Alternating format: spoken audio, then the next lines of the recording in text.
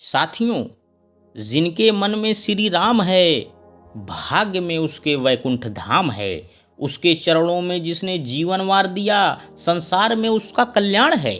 जी हाँ दोस्तों, मैं लेकर आया हूँ एक ज़बरदस्त मोटिवेशनल स्टोरी जिसका शीर्षक है एक फरियादी कुत्ते के प्रति श्री राम का न्याय। तो आइए ध्यानपूर्वक सुनिएगा।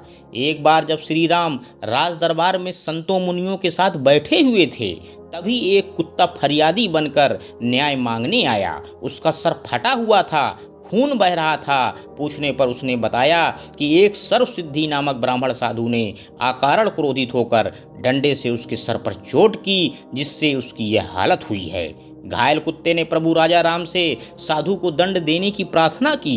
श्री राम ने दोषी साधु को बुलाया। साधु ने पूछने पर बताया कि वह भूखा था, कहीं भोजन नहीं मिल रहा था। तभी बीच रास्ते में यह कुत्ता खड़ा होकर जोर जोर से भौंकने लगा।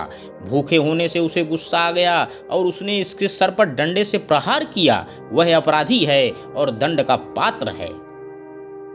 तभी कुत्ते ने श्री राम से प्रार्थना की कि जो वह बताए वही दंड साधु को दिया जाए। श्री राम ने इसे स्वीकार कर लिया और कुत्ते की इच्छा पूछी।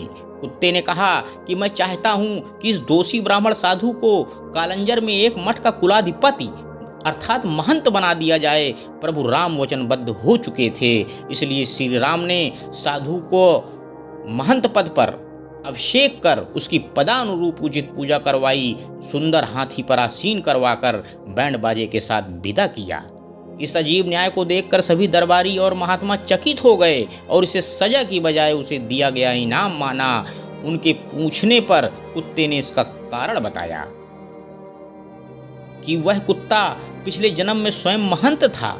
नियमित यज्ञ करना और उससे बचे भोजन को करना, सेवकों को उसका भाग देना, विनयशील रहकर सभी प्राणियों के हित साधन में और शुभ कर्मों में लगे रहना उसका कार्य था। फिर भी पता नहीं किन अनजान कारणों, शायद दान के धन के दुरुपयोग या कभी काम क्रोध के विकार के कारण उसे कुत्ते की योनि की घोर अवस्था एवं अधम गति प्राप्त हुई है। अब यह अकारण क्रोध करने वाला ब्राह्मण साधु जो क्रूर, कठोर, मूर्ख और अधर्मी है, वो कुलाधिपति महंत बनवाकर मैंने उसे भयंकर दंड दिलवाया है। अब वह स्वयं और साथ में 7 ऊपर की और 7 नीचे की पीढ़ियों सहित नरक में गिरेगा।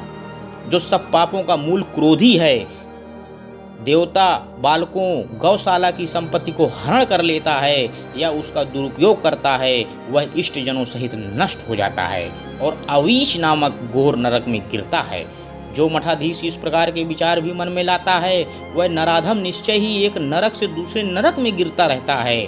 कुत्ते के यह वचन सुनकर सभी दरबारियों के नेत्र आश्चर्य से खिल उठे और वह कुत्ता जिधर से आया था उधर चला गया।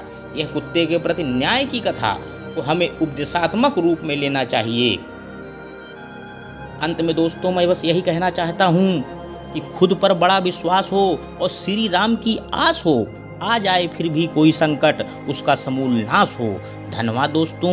मेरे YouTube चैनल को लाइक व सब्सक्राइब करें। आपका दिन शुभ हो।